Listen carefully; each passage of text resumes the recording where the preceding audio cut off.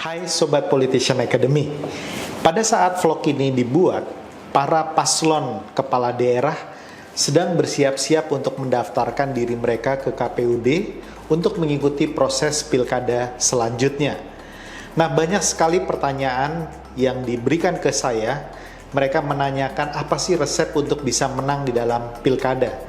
Nah, kali ini saya akan membagi menurut Politician Academy 3 pilar untuk bisa memenangkan pilkada. Nah, apa 3 pilar itu? Mari kita simak bersama.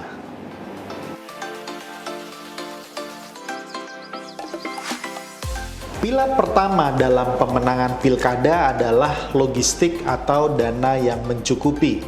Dana diperlukan untuk menyiapkan dan kemudian menyelenggarakan semua kegiatan kampanye, mulai dari tahap awal riset atau survei, pemetaan, kemudian kegiatan-kegiatan lainnya berkaitan dengan kampanye, untuk membiayai tim ses, membiayai saksi, dan sampai pada akhir proses pilkada tersebut. Bahkan ini juga dibutuhkan bila nanti setelah proses pencoblosan selesai Anda masih memproses hasil atau ada sengketa di dalam pilkada tersebut. Ini memerlukan dana semua.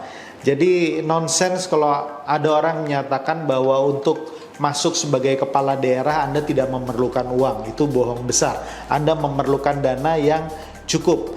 Bahkan untuk Anda yang maju melalui jalur independen sekalipun, kalau Anda melalui partai politik untuk masuk berkompetisi di dalam pilkada, Anda membutuhkan kendaraan politik, di mana kendaraan politik ini tentunya ada sejumlah dana tertentu yang Anda berikan untuk mendapatkan rekomendasi politik. Itu kalau Anda memakai jalur politik. Tapi kalau Anda memakai jalur independen sekalipun, Anda membutuhkan dukungan KTP dari sejumlah orang, ya, berdasarkan aturan KPU mulai dari 6,5% sampai dengan 10%. Dan untuk mengumpulkan KTP tersebut Anda membutuhkan gerakan, Anda membutuhkan kegiatan, dukungan dari orang-orang, minimal fotokopi dana, uang jalan, dan sebagainya. Artinya dalam tahap pertama sekalipun dana sudah dibutuhkan.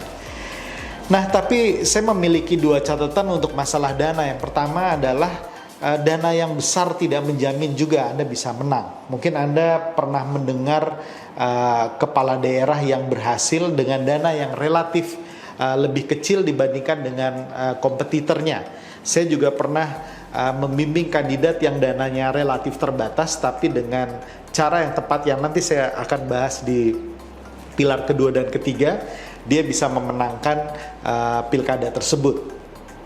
Catatan saya yang kedua berkaitan dengan dana berapapun yang Anda sediakan itu akan habis. Oleh karena itu penting sekali dari awal Anda menentukan plafon dari biaya kampanye Anda. Artinya Anda harus mengkalkulasi sejak awal secara cermat pengeluaran-pengeluaran yang wajib dikeluarkan dan yang bisa Anda keluarkan plus dengan batas kemampuan Anda. Karena poin yang pertama saya katakan tadi bahwa dana berapapun akan habis, ya. Jadi Anda perlu tentukan patok plafon Anda tersebut.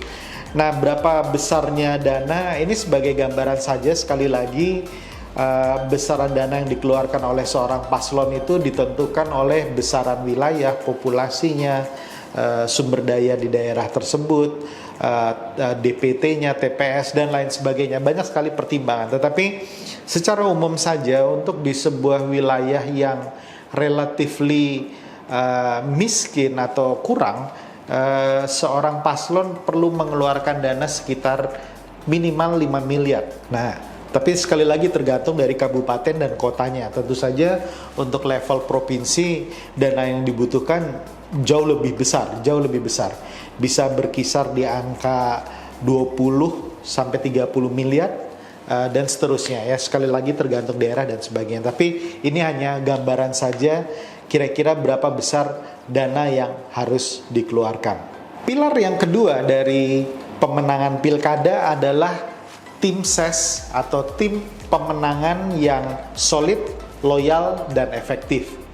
Sebagai paslon atau kandidat kepala daerah, Anda tidak mungkin memenangkan pertempuran sendiri. Anda membutuhkan banyak orang untuk bisa mendukung Anda dan sukses, bukan hanya sebagai pemilih, tetapi sebagai tim inti Anda yang membantu proses pemenangan Anda. Mungkin Anda membutuhkan untuk tim inti beberapa orang saja, tetapi untuk tim gabungan bisa sampai ratusan atau bahkan ribuan untuk seluruh tim hingga level DPT.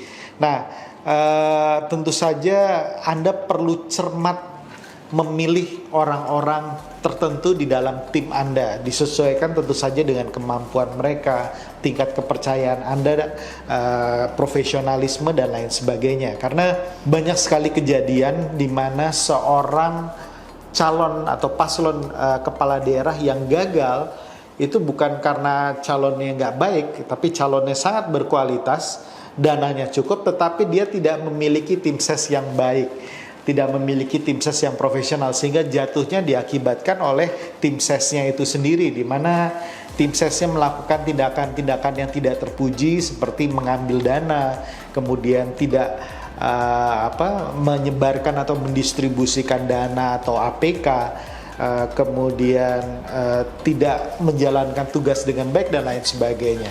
Nah, motivasi orang yang bergabung di dalam tim pemenangan Anda bermacam-macam. Ada 4 paling tidak, motivasi uang, money, motivasi ideologi, motivasi chemistry atau kedekatan, dan keempat, motivasi emosional. Nah, apapun motivasi dari orang yang bergabung di dalam tim Anda harus cermat mengatur atau melihat apa motivasinya dan menempatkan mereka di tempat yang tepat.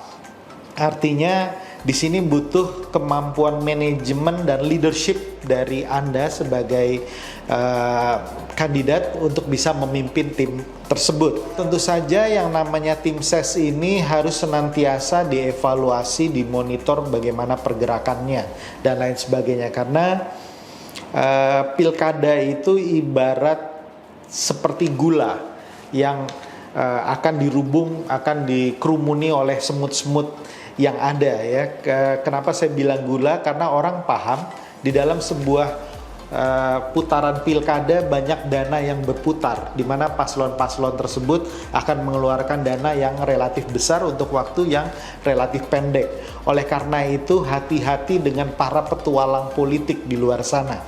Di luar sana banyak orang yang hidup atau mencari uang dari kegiatan-kegiatan politik semacam ini ya. Para petualang-petualang politik ini biasanya mencari dana dengan jualan mereka adalah dukungan, jumlah konstituen, bagaimana mereka bisa mempengaruhi orang lain dan sebagainya. Hati-hati sekali dengan ini, karena para petualang politik ini bisa beroperasi di mana-mana. Dia bisa bukan hanya mendukung Anda, tapi juga mendukung kompetitor Anda, karena motivasi utama mereka adalah betul-betul mencari uang dari kegiatan pilkada ini. Oleh karena itu hati-hati, terus monitor, pilih orang-orang terbaik untuk bergabung di dalam tim ses Anda. Pilar ketiga dalam pemenangan pilkada atau pemilu pada umumnya adalah strategi yang tepat dan terukur. Nah, kalau kita berbicara strategi, tentu saja ini sangat luas spektrumnya, mulai dari bagaimana melakukan serangan darat, bagaimana melakukan serangan udara, bagaimana melakukan cara yang tradisional seperti belusukan atau door to door, sampai cara yang modern seperti mempergunakan media sosial, bagaimana melakukan manajemen isu dan counter isu dan lain sebagainya. Tetapi inilah salah satu pilar yang membuat orang-orang muda yang baru pertama kali masuk ke politik bisa memenangkan pilkada. Ini juga yang mengakibatkan atau resep yang membuat orang-orang yang bukan mempunyai latar belakang politik seperti pengusaha, akademisi, bahkan dosen bisa masuk berkompetisi dan memenangkan pilkada tersebut. Jadi strategi yang tepat dan terukur sangat penting. Ini pula yang mengakibatkan bagaimana seorang penantang bisa mengalahkan petahana. Jadi di sini strategi itu berbicara mengenai hal-hal yang berkaitan dengan bagaimana membuat political personal branding yang tepat, yang bisa diterima oleh masyarakat. Bagaimana menguasai psikologi dari massa, bagaimana kemudian mengetahui pola perilaku dari pemilih, kemudian bagaimana mengajukan ide-ide yang mengacu kepada perubahan dan inovasi yang disukai oleh masyarakat dan menjadi kebutuhan dari masyarakat di daerah tersebut.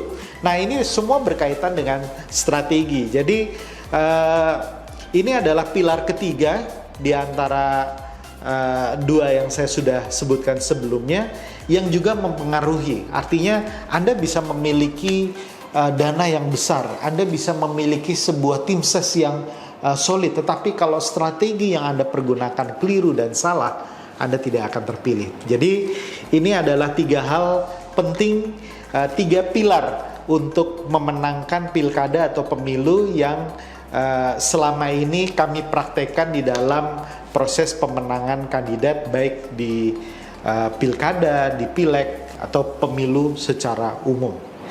Nah, demikian 3 pilar pemenangan pilkada. Itu materi kita untuk hari ini. Saya tunggu diskusi Anda selanjutnya. Tetap semangat dan salam perubahan.